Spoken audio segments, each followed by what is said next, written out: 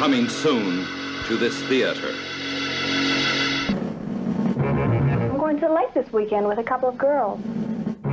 No guys? No guys. What happened was true. Be out of gas. Goddamn car. I bet there isn't a service station for 50 miles. I wouldn't feel right leaving y'all out there by yourselves, especially the way things are nowadays. I'm Debbie. This is Christine, Bobby, and Carol. I don't want to be unreasonable, but you know what happens to you when you get around women.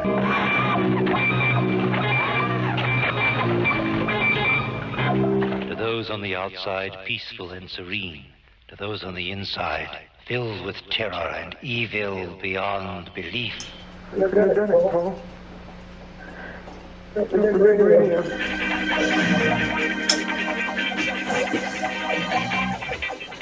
got a big problem, haven't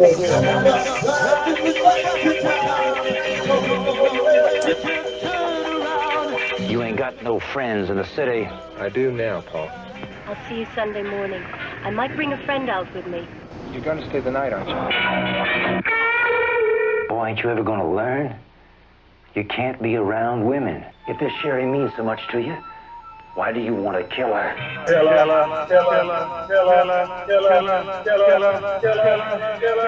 The only ones left to mourn. The last witnesses to the to the execution. Suspended in time by a puppeteer with blood on his hands.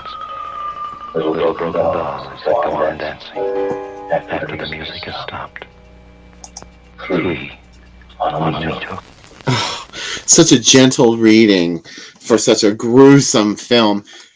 To be featured on a future episode of the Drive-In Asylum double feature. Welcome back to our third segment. And we're recovering from the shock of seeing Green Egg, which were laid by an alien, and Ham, which is Ian McCulloch. And blown up rodents, which jury says were real. But, if we know, I know my Italian movies. I believe that they're real. I'm gonna stick with the Italian census and go with it that it's real, for sure. Yeah. And I've seen them kill monkeys and turtles, which are much higher up on the food chain than rats. I've also seen them throw whole buckets of rats at human beings. So really, oh yeah. Nora is raving about this movie. She really liked it. I didn't expect you to like it, Nora. So I'm glad to see this reaction. This movie is so weird. Yeah. Because it doesn't know what it wants to be. Like, first it starts out like Zombie 2.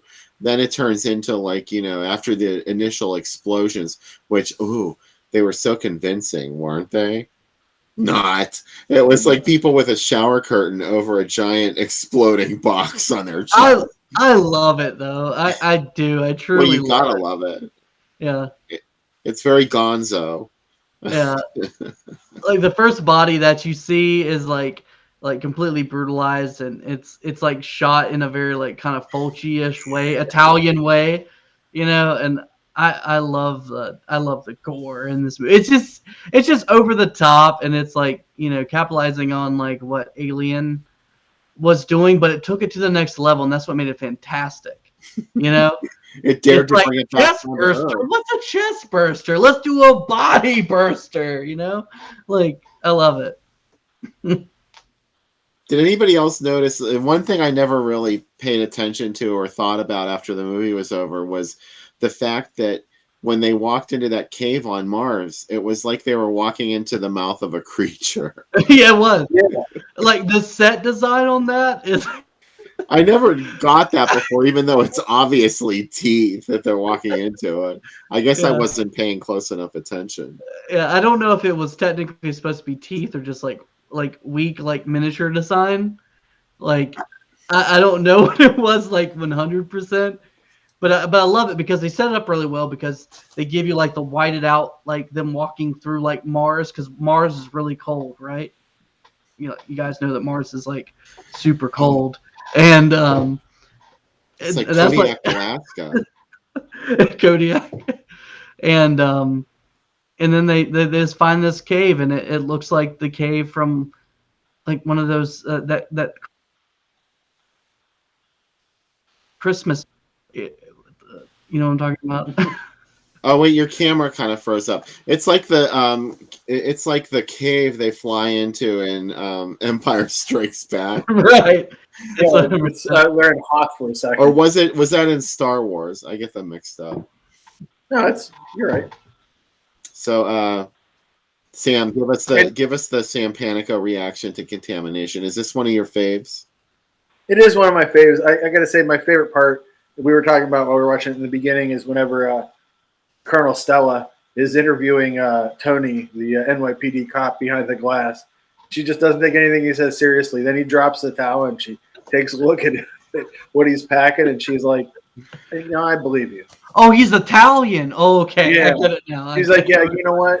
You got the goods." Yeah. And then everything after that, she's like, she's friends with him after that. Uh-huh. Can you guess what actress was my favorite one in this movie? And it didn't take until up until Ian McCullough, she meets him and then he slaps her, and then that completely changed her. Oh, I wanted an abusive relationship. Never mind, that's what I wanted. They all follow that Humphrey Bogart Maltese Falcon line. Like you'll get slapped and like it. It's kind of rapey because at the end where she's tied up to I even forget what that character's name is. They're tied up and he's like, you're the first woman that never even let me get to first base, and she's like, I'm sorry. Like, really? You're apologizing? Yeah, you don't have to. You can make a choice. She owed him that, and yet she withheld it because she was mean. In this movie, before anyone says this movie had a very mean blonde in it with short hair, I noticed a lot. I bet you did.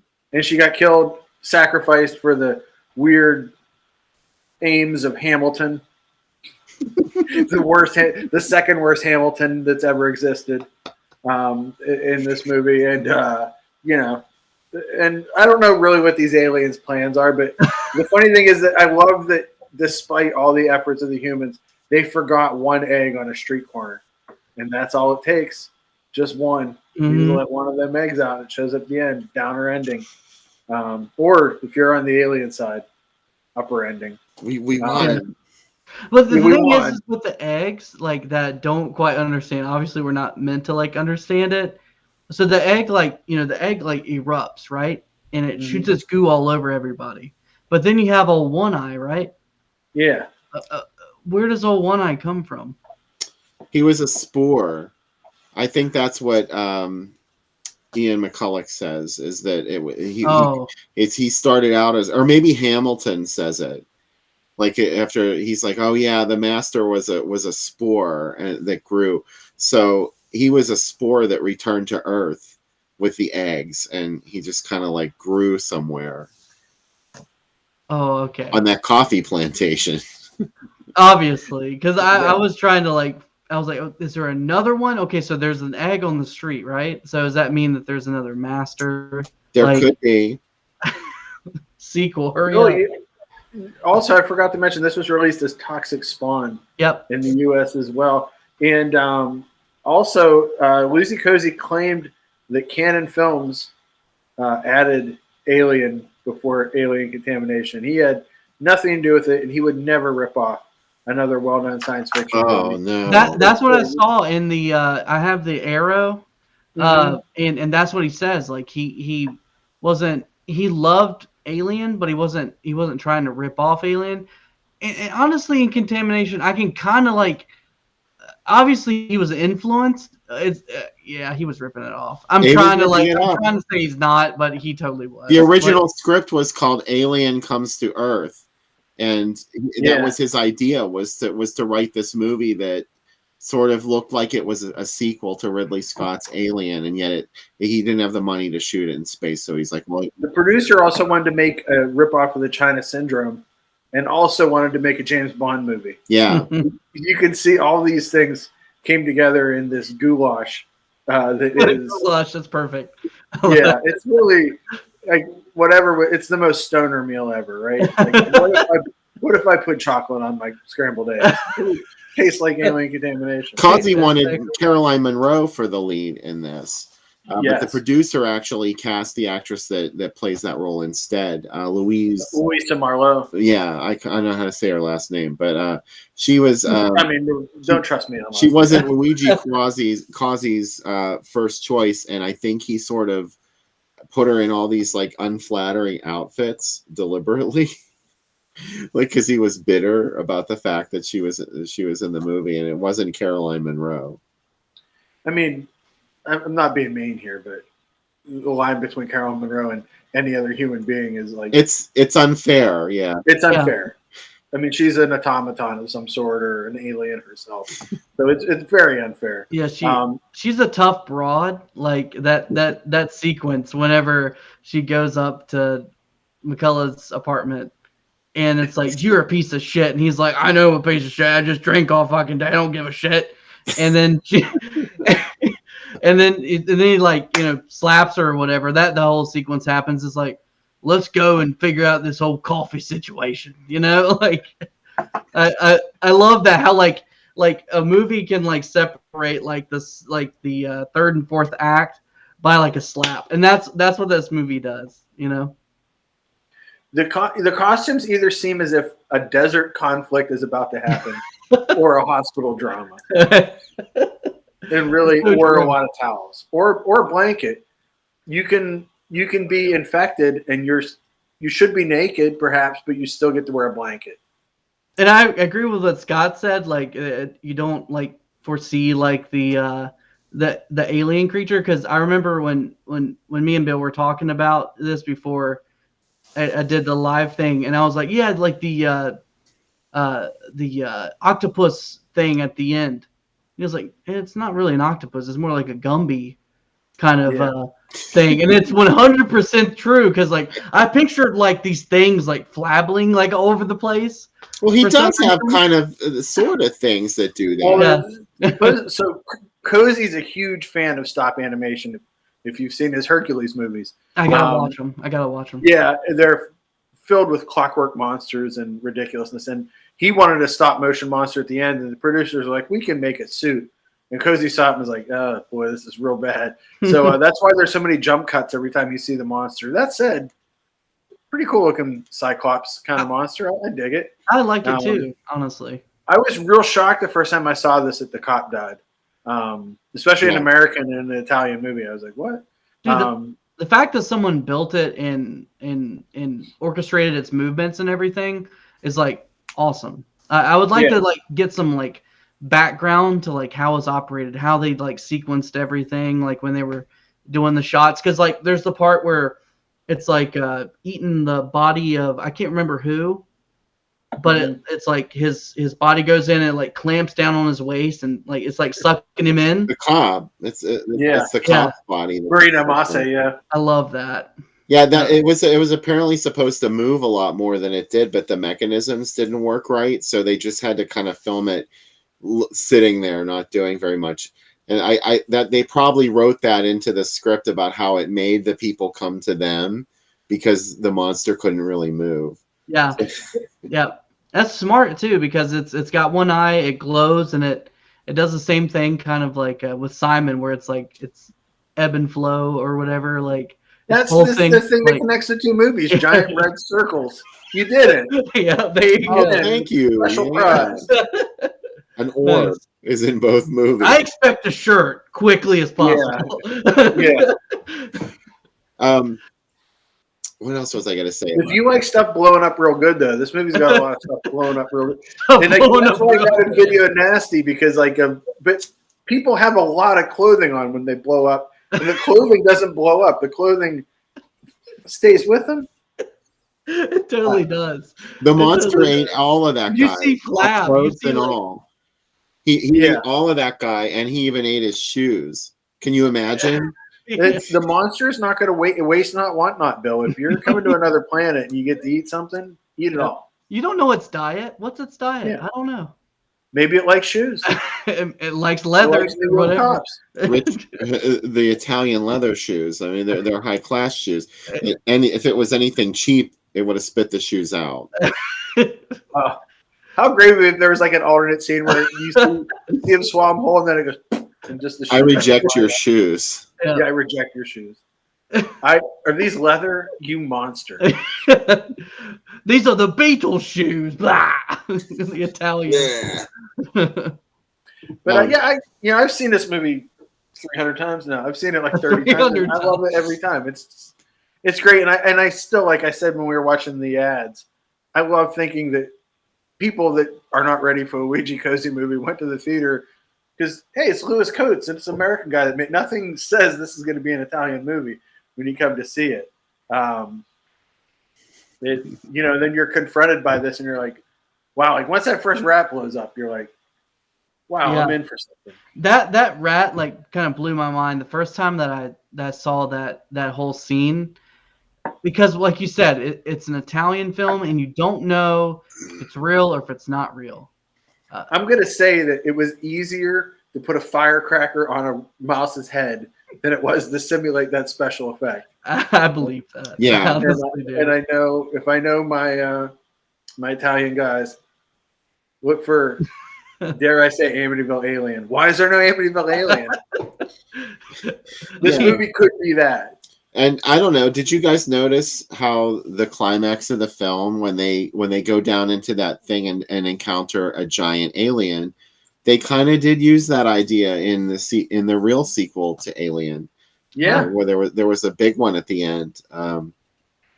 Ian McCullough says, "Get your hands off her, you son of a bitch." They even emulated. I love the little ways that they copied Alien, even though they didn't copy Alien. Like the interior of the Martian cave was obviously Alien inspired, and so was that structure that the giant alien was living in, because it had all those like floors that are graded floors, just like the floors of the Nostromo. Yeah. And I don't know. They did what they could to connect it visually. The two things I really love about this movie are the sound design. The making the aliens sound like whales is pretty wild. The goblin music, and it's fucking awesome. We were talking about it in the beginning whenever Stella walks into that console or whatever it is.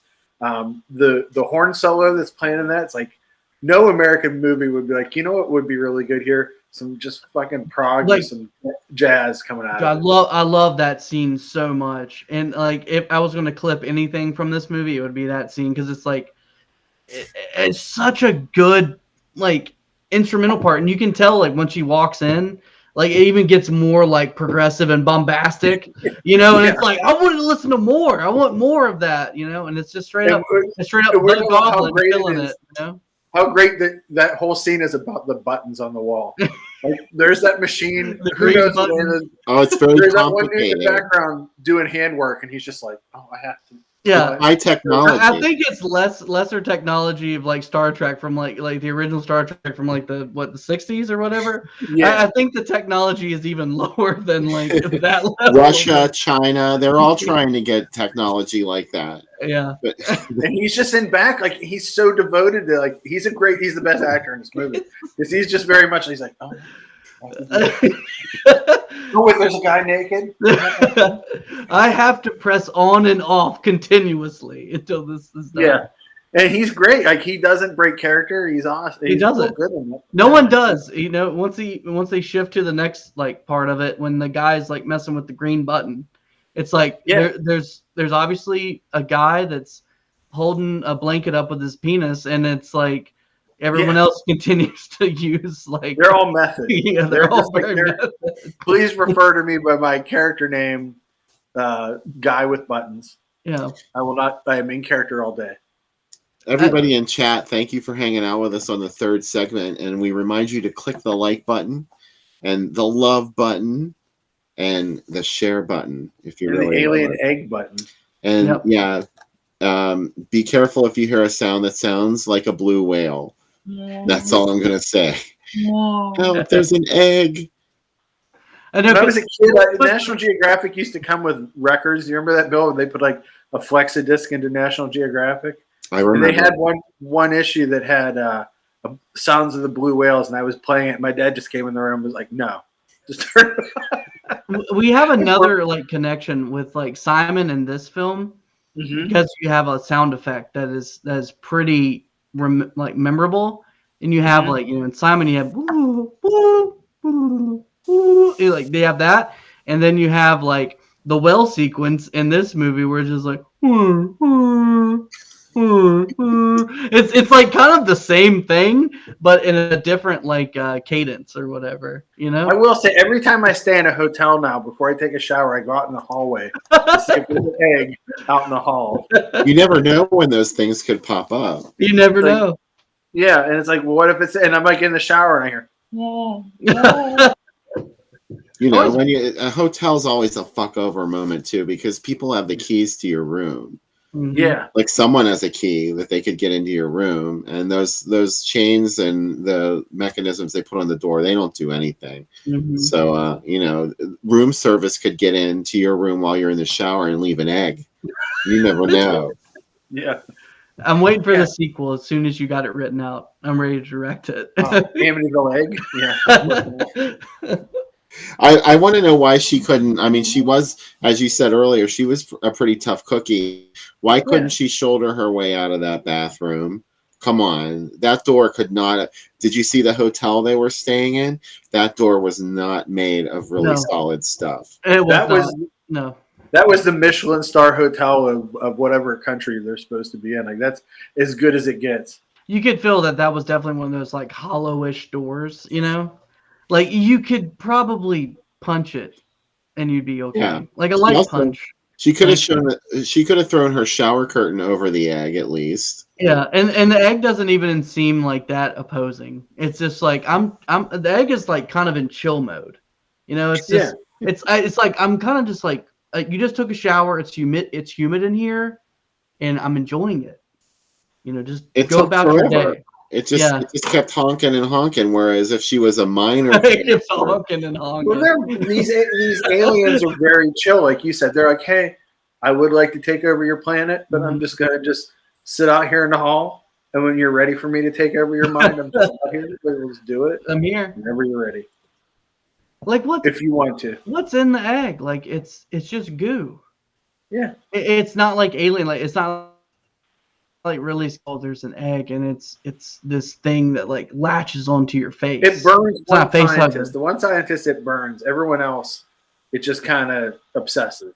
It's so confusing. Yeah. It's like, oh, it takes over some other people, but it has the ability to just like the three guys, right? Mm-hmm. Whenever they walk into, they're going into the complex or whatever, and they see the three guys. And it's such a confusing scene because it's like, are these guys just like working there and they're like, what are you doing in my store?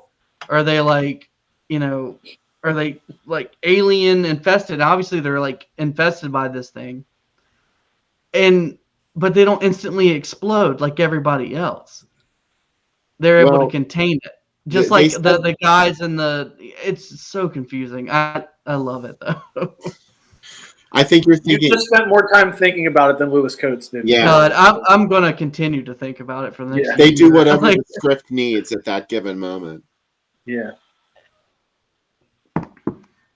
This is why this movie didn't come out of Hollywood, because you can imagine the pitch meeting. Like, so it's about green eggs that some people get burned by, some people get possessed by. Yeah. And they smell like whales.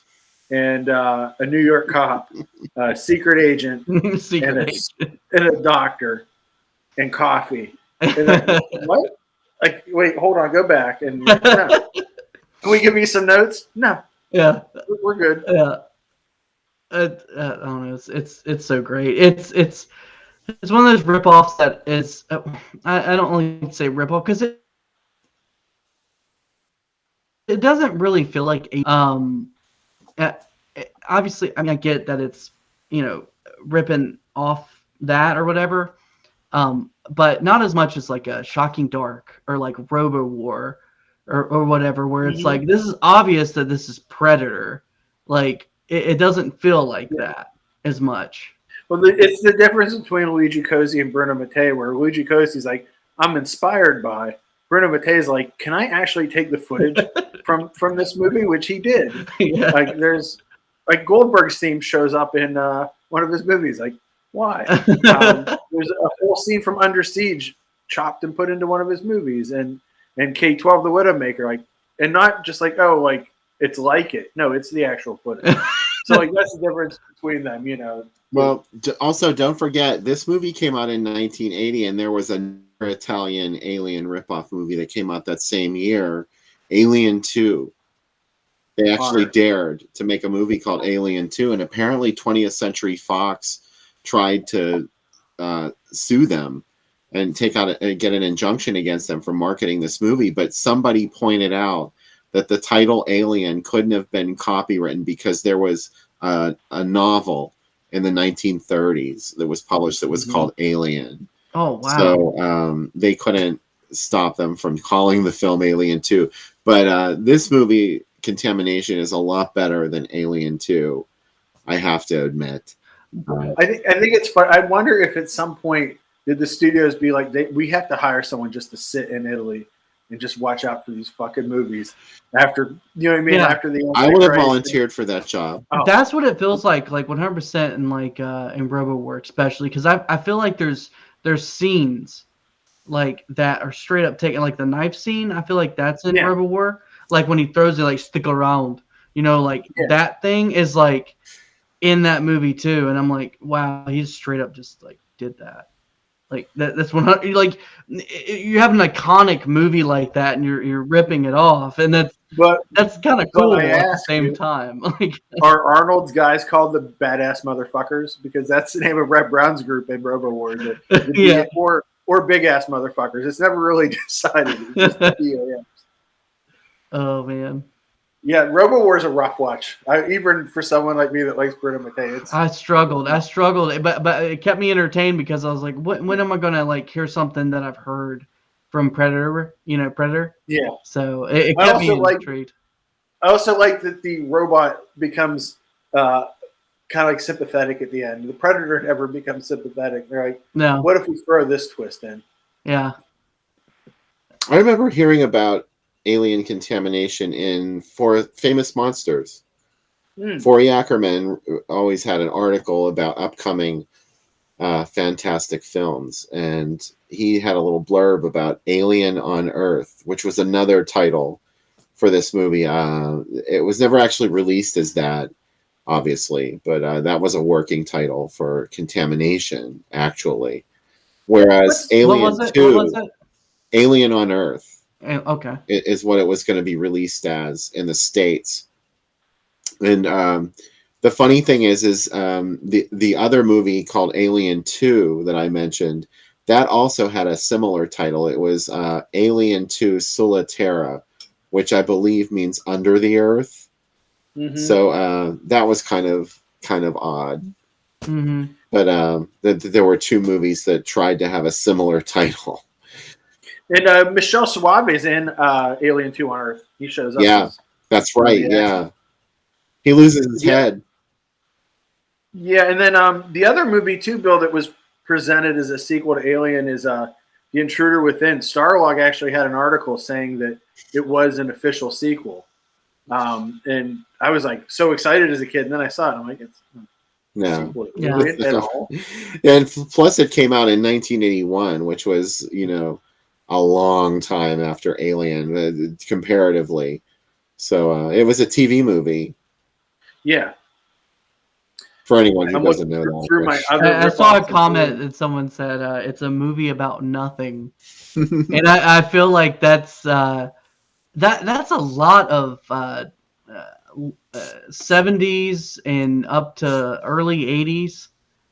Especially with Italian directors like Fulci. You could say the same thing about Fulci, but Fulci wrote like some amazing stuff. Like as far as like bringing it to like cinematography, when it comes to like presentation, even though it wasn't, you're not like, oh wow, it's such a compelling story. You witnessed something. Like you witnessed like with Zombie and with like Gates of Hell and stuff like. There was just something. There's an atmosphere. There's just like so much power. So I mean, I feel like with something like that, Contamination. I don't think it's about nothing. It's obviously grabbing onto Alien in some way, but it's not entirely about nothing. I don't think entirely. It's about a lot of stuff. It's about a lot of things. Yeah. It's too many things. They needed to focus a little more. There was someone that's like, you know what, but I want to know about the coffee industry. I don't feel as if I got the whole story of coffee, you know? But maybe that's in the sequel. Yeah, we need to get the chat going. So Yeah. what can we ask everybody in the chat to respond to? Oh, boy. What's your favorite Alien ripoff? Without Warning is one that I really, really like. I know it's not an Alien ripoff, but I love like Don Dohler stuff. I love like Alien Factor.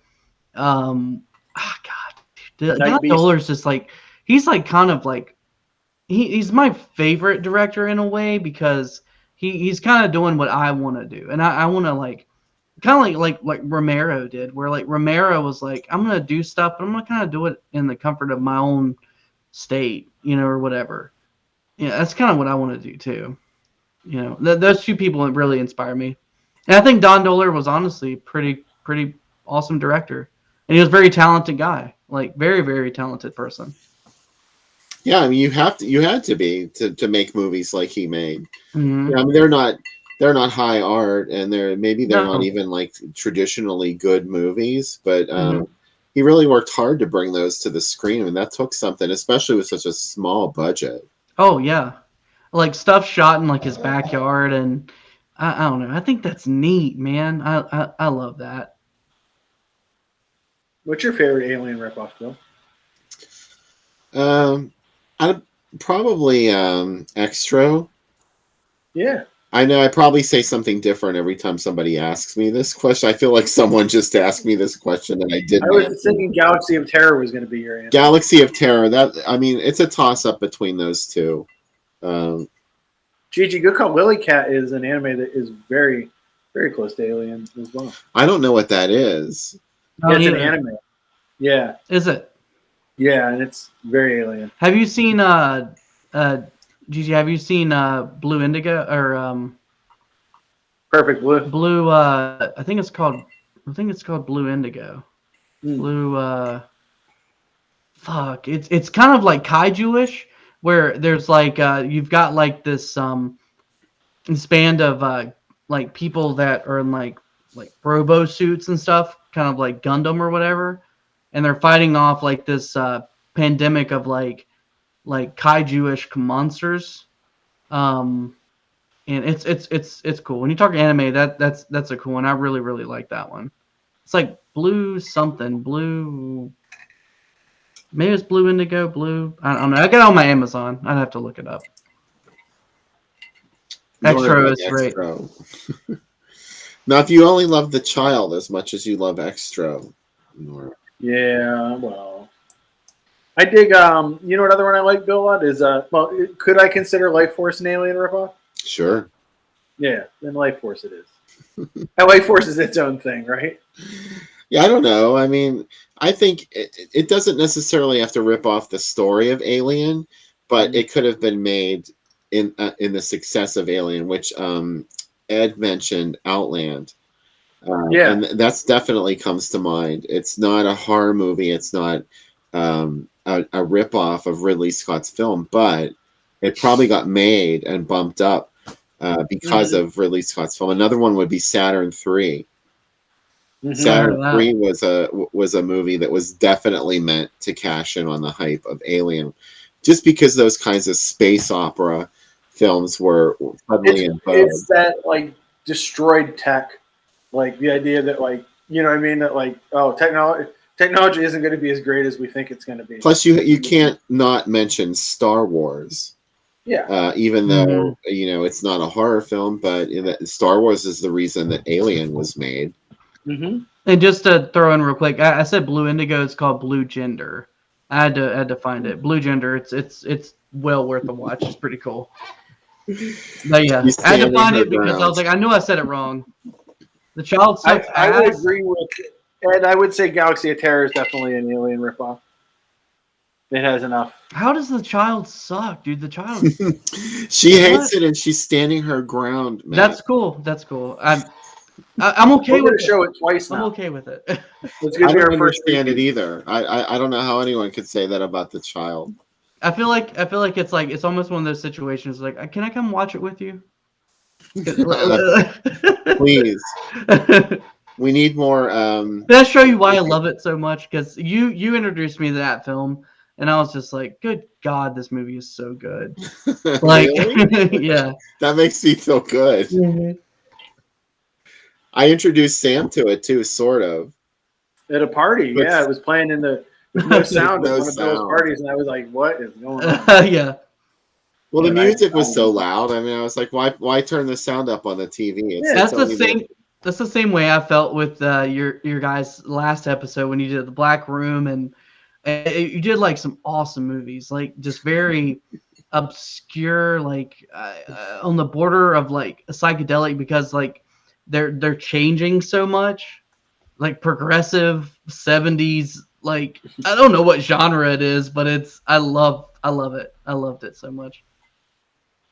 Thanks, Vince, for liking Kathy's Curse. It's Kathy's Curse. Of course, one of my favorite movies. Vince likes all the cool shit. I mean, I haven't you not love a movie where a girl becomes rude, because that's what Possession in Canada is. The only because we've talked about like Amityville and stuff. For some reason, every time I hear Amityville, I think of The Exorcist.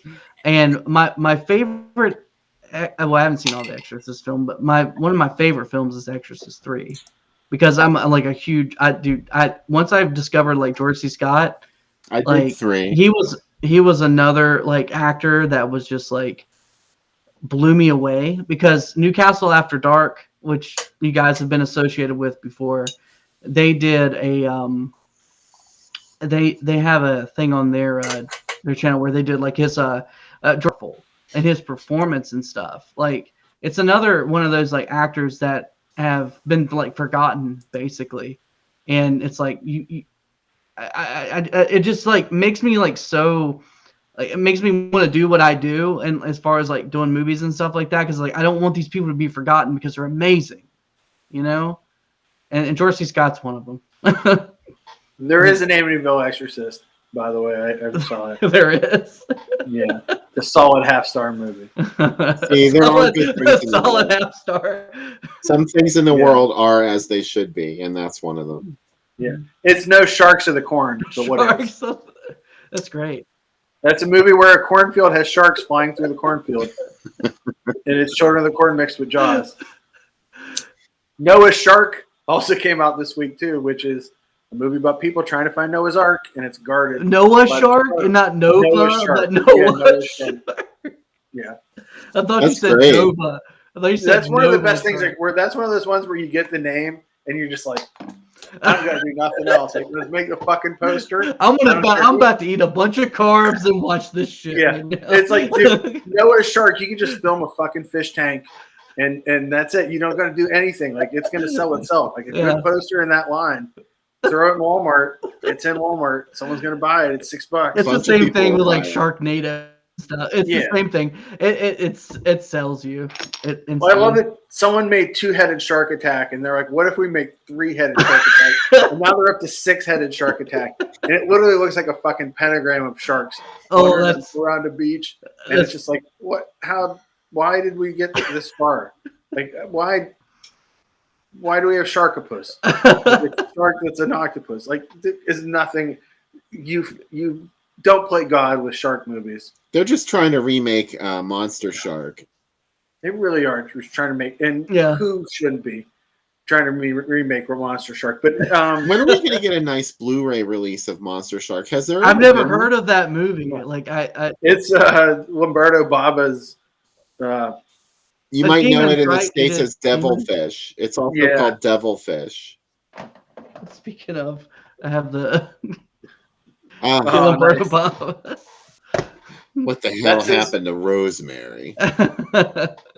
That's his best movie. Like Demons is so great. Like the editing and the music editing is like really great. Like the scene when the black dude that's like got like the chicks and everything, and everything starts going like shit, and he goes into like the what do you call the room in the cinema where like the features being played off of the projection booth, and he goes in there and the door opens. When he opens the door, like the music hit is like so perfect. It's like dum dum dum dum dum dum dum dun, dun, dun, They dun. keep, I love it so showing much. the equipment. Yeah. You're supposed to be like mesmerized by the blinking lights on the. I was mesmerized by like the sequence. It was just like, oh, this is perfect. It's a really well edited movie. You know, honestly, It's got like every good Italian person making movies at the time making it. And Suave's in it too, and in that one too, he's the ticket taker. He's wonderful. I love that movie. The new set that came out actually has the ticket. I've watched that way too many times. I don't think there's anything as watching Demons too many times, right? No, I could watch it as many times, and also Demons too. I like that just as much as the original. Demons has like the extra thing where it's like bringing it back to like Aliens, because like Demons is like, okay, the demon comes out of the back of the person, and then Extra, it's like, here's a whole man coming out of your body. Like that's what I like about Extra, where it's like that's in the first 5 minutes, and like, hey, can you make it past this? Yeah, I don't know. Like, well, there's a lot of other shit coming too. Yeah, like, and a giant soldier for no reason. Yeah, Killer G.I. Joe. Yeah, that's what I love about Extra, where they're just like, you know what, I got a lot of shit that I want to get into this movie, and then I like when people are like, Extra was a meditation on grief and loss.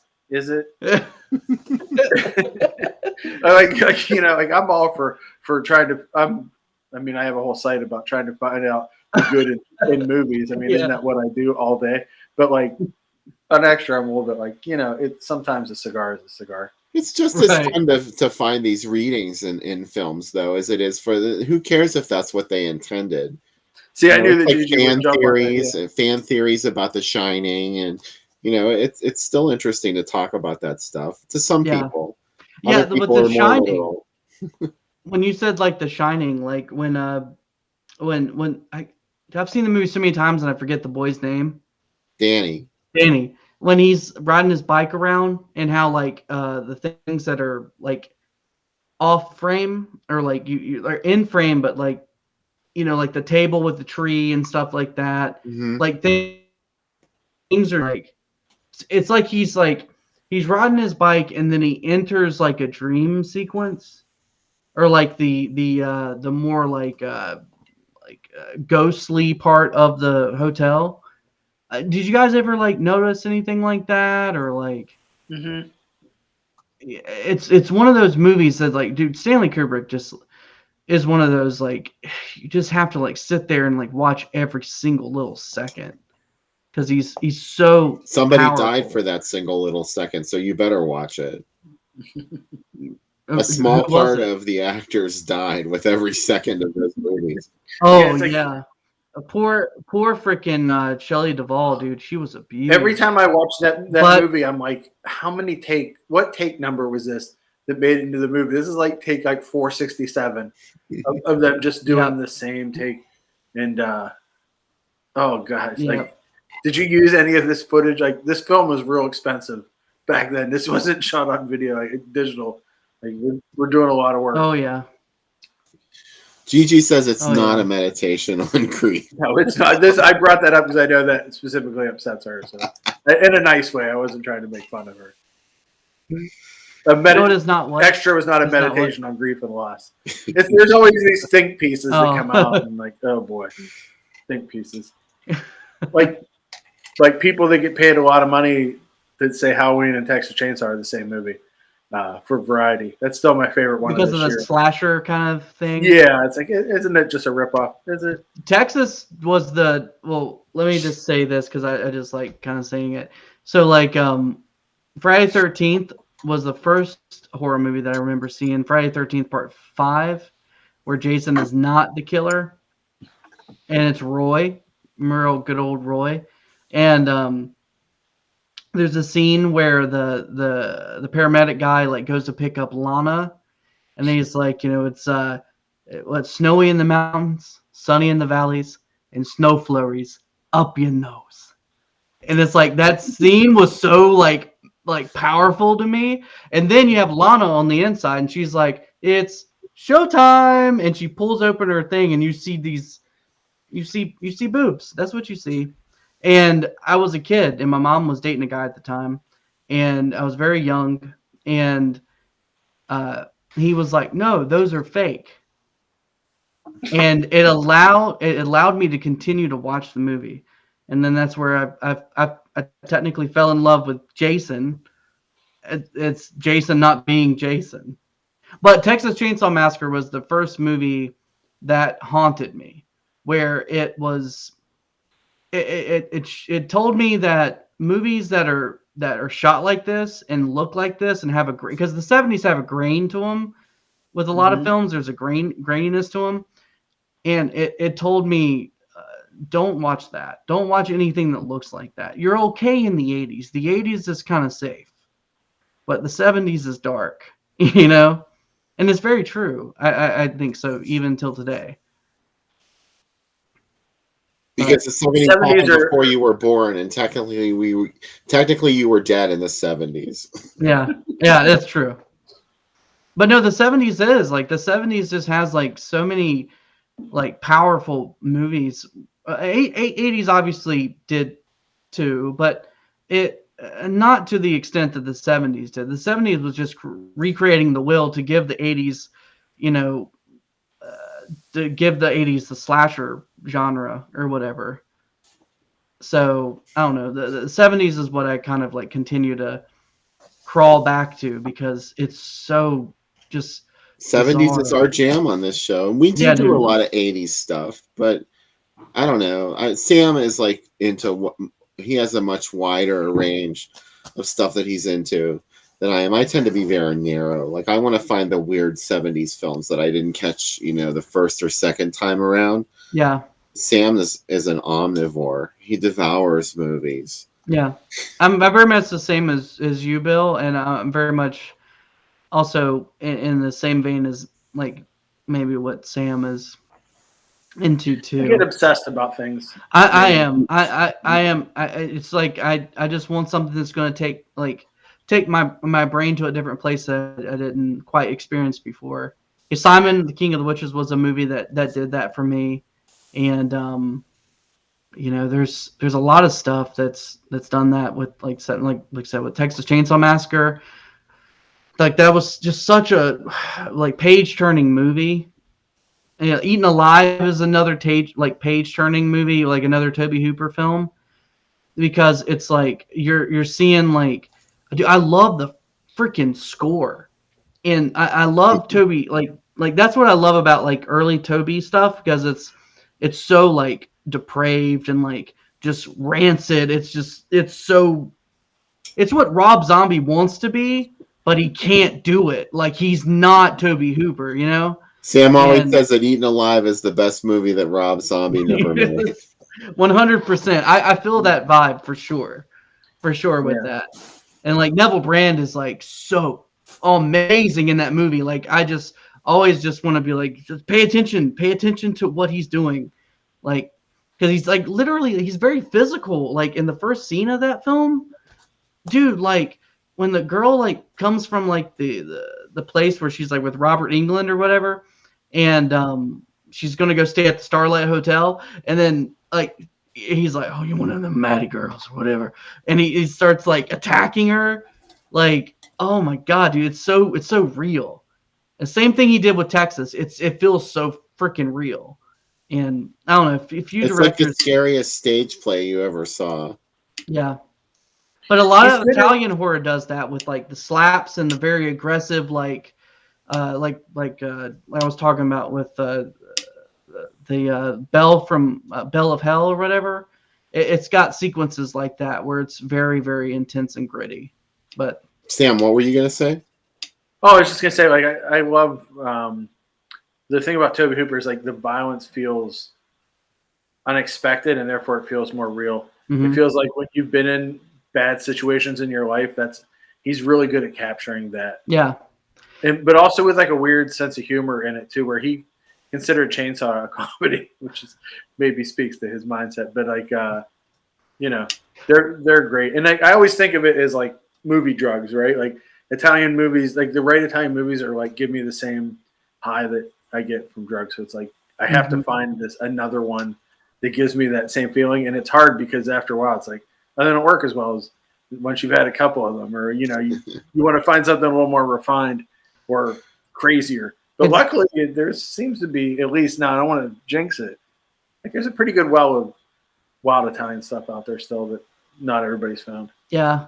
I remember, and it makes me think back to when I was playing music a lot of like metal stuff and whatever. There was a band in our local area called There Be Blood. And I was a really good friend with the guitar player at the time, Sam, and I was over hanging out, and I'm not like a big like weed person, like smoking, or whatever. But we had smoked that night. We were hanging out, just talking about music, playing riffs, and just like doing just whatever. And he was like, "You ever heard of Cannibal Holocaust?" And I was like, "I've heard of it, but I've never seen it." And so I'm like super high, right? Like I just smoked. Can I say blunt? Yeah, okay, I guess. I just said it. I'm sorry, but I smoked. And he was like, and he came to me. He was like, "You ever seen Cannibal Holocaust?" I was like, "Dude, I wanted to see this movie before." And I was like, I was pretty stoned, and he turned it on, and that movie blew my freaking mind. It's one of those movies. It was another turning page movie, and it's like the scene whenever the guy's like got like the idol thing, and he's like doing the thing with the girl or whatever on the beach. Like it just like sincerely fucked me up. Like I was like, I need more of this, but I'm disturbed by it. I think that was the intention for sure. That and so now it's like it's one of those movies that kind of like had a haunting feeling to me because I grew up, my parents were very religious. And so, seeing stuff like that was like, no, I shouldn't watch this. This is very bad. And so it just like, oh my God, just blew my brain. It was a very wholesome moment. A very wholesome moment. This is probably the only show you can have a wholesome moment discussing doing drugs and watching a cannibal movie where animals are killed. It's just like turned it into like a love thing. And I really appreciate the film for what it is, and I think it is actually a really good movie. It really has the best soundtrack ever. Dude, that's what gets that movie, like for me, is because the soundtrack is it's got like this very like pretty the scene whenever he's doing like the thing on the beach, and when their things are happening, it's like you have like these weird like effects or whatever's going on. It haunts you. The soundtrack can make or break a film. I mean, that's like that's one of the most important things in a movie for me. And I'm not even saying that it has to be a certain way. It just has to be right. And a lot of times the soundtrack is not right, and that's why I don't like a movie. It'll just turn me off. But like the song "Crucified Woman" from that movie is like beautiful, and it shouldn't be. Yeah. Right. And that's like the weird juxtaposition of that movie where it's like, I shouldn't like this, but it makes me think, and like, I don't know. It's interesting. The film is like so great, like with Cannibal Holocaust, because it starts off with that do do do do do do do do, and it's got like this like, I don't know, kind of like 70s uplifting, kind of vibe thing. And that, I think that's what creates the horror. When you know what it is, and every time you revisit it and you hear that score, it's like, God, that's not really that peaceful. That's pretty haunting sounding. And also, it's like the movie keeps repeating itself, where it's like each time you see more inhumanity and like why it happened. And it's like, God, we have to go back and do this again. Like, yeah, we're going to see it 3 times. Yeah. And it's like, it's almost like being stuck on a ride. Yeah. Not able to get off, and the hills that are coming, but they're rougher each time. Very, very much so. And that's the experience, the exact experience that I had. It's like a roller coaster ride that you couldn't get off of, because I couldn't be like, this is too much for me right now in my current state of mind. I had to endure it.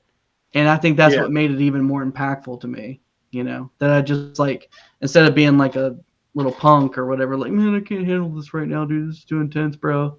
Like, it was just like, wow, this movie just blew my mind. But yeah. It's cool that movies can, I don't know, I love that you can have these experiences and share them with each other. I know. I love that too. I really do. Mm-hmm. I thought it was an interesting thing that you made the comparison between movies and drugs, that movies are drugs. And we do Yes. some really strange ones on this show. That's all I'm Oh, going to say. We should talk about the fact that next weekend there's going to be no show. So we're actually not going to do that many shows in December. The only show so far that we have planned in December is on the 11th. And one of the features we'll be showing that night is the trailer you saw in our comeback reel, 3 on a Meat Hook. Yeah. So a requested watch. Yeah, a lot of people have asked why we hadn't done 3 on a Meat Hook yet, and I didn't realize that it was streaming for free on YouTube, but somebody found it and pointed it out to me, and I was like, "Yeah, we're there." So I'm gonna save my viewing of that film for when you guys do it on the 11th for sure. Thank you. Yes. Nobody has to save the movies because we're not showing you the movies. You can go watch them yourself. But we like it when people wait until we do it on the show so that we can talk about it. So, and I thank all of you who hang out and watch these movies with us. I really love this community that has grown up around this little show that Sam and I started doing during the pandemic, and thinking of ways that we could entertain ourselves while we were in lockdown. So thanks a lot for hanging out with us. And thank you, Matt, for doing the show tonight. Yes, it's been a lot of fun. And for those, it was great meeting you. I was overly excited when I was asked. Like, I love this show, and I love you guys' conversations and everything. I look forward for future episodes, and obviously you can check me out for what I do, the Horrible Horror Show, and stuff like that, or just look on my Facebook or whatever. But Groovy Doom does it better. I will say that. The Horrible Horror Show is on Monday evenings at 9 p.m. on Facebook. And I'm sorry, what is the other platform you stream on? Well, currently it's just Facebook right now. Okay. But I can multi-stream, but right now I'm just doing Facebook. Yeah. Okay. So Monday nights at 9 p.m. Eastern Standard Time. And Sam, did you have any movies you wanted to show us this week? Yeah, if you guys would like to see them. Here's what I got in this week: Ultraman Dyna box set. Oh boy. Nice. That's sick. Yeah. Mill Creek's been putting out these really nice Ultraman sets, and this is some extras. This is I think the 10th or 11th one they put out. I mean, who doesn't need more Charles Bronson movies? Me. Mr. Majestic, which is a really good one. Super excited about that. Bill, you'll like this. The complete set. Oh, I'm so jealous. I know. Well, this will be in your next box of movies. You'll never get that back if you ever give it to me. I'm just. I know. And these are in Blu-ray. They've never been released on Blu-ray, which is super exciting. Yeah. And then finally, another movie that had never even come out on DVD, Alan Arkush's Get Crazy. And I may actually get a chance to talk to Alan Arkush next week. We're trying to work out a time to talk about this movie, which would be mind-blowing. Wow. And this movie is packed with Daniel Stern, who we talked about in between stuff, is in this, Mary Warnoff, Paul Bartel, Clint Howard. Like, literally, if you like a 70s, early 80s actor, Malcolm McDowell, they're all in this movie, and it's a great, like, rock and roll kind of one night in the night of a club movie. It's really, really good. And that's what I got in this week. Not much, but also I went to a video store yesterday in my hometown, Bill. Pawn shop in Elwood City, and I got 22 movies for $20, including a Tom Savini anthology that he did and only released on DVD. And I got it for 50 cents, and so pretty exciting. That's cool. Same place that I got the beta of House on the Edge of the Park, so pretty excited about House on the Edge of the Park is one I'm sorry, I didn't mean to talk over you, but House on the Edge of the Park is one that I really want to see, and I haven't seen. I just that's a film once again that just keeps on like coming up. Severin just put it out. That's one of the new releases for Severin Films. A nice new Blu-ray of House on the Edge of the Park.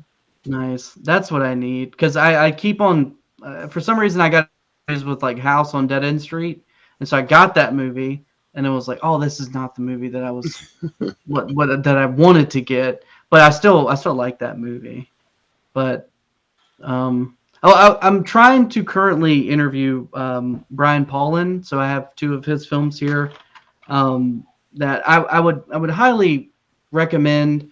If you're into more like brutal cinema, or low budget stuff, like Cryptic Plasm, right here, yeah, and Fetus is supposed to be pretty brutal, but support him in what he does. I think he's a great special effects artist, and he's kind of doing a lot of this stuff on his own.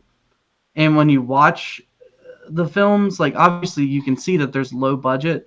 Obviously there's little to no budget, but they're really, really, really well done. So I highly recommend his stuff.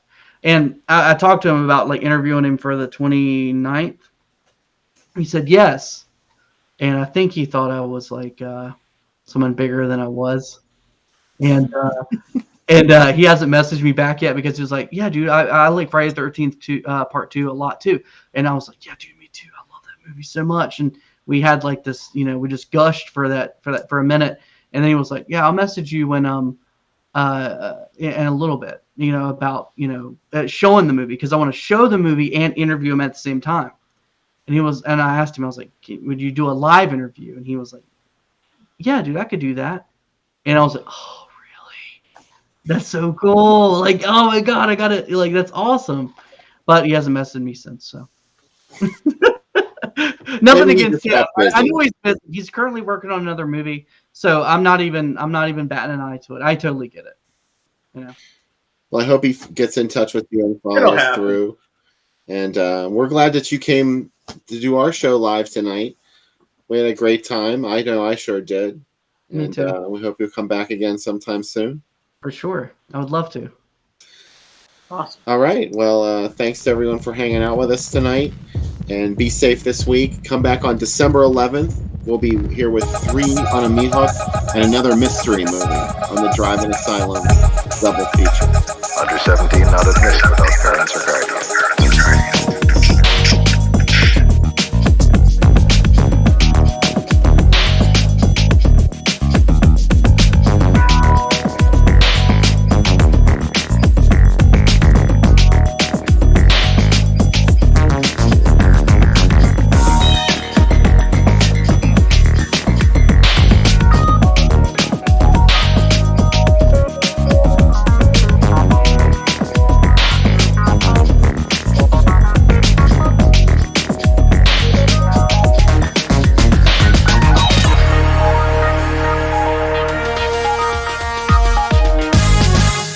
Under 17 not admitted without parents or guardian.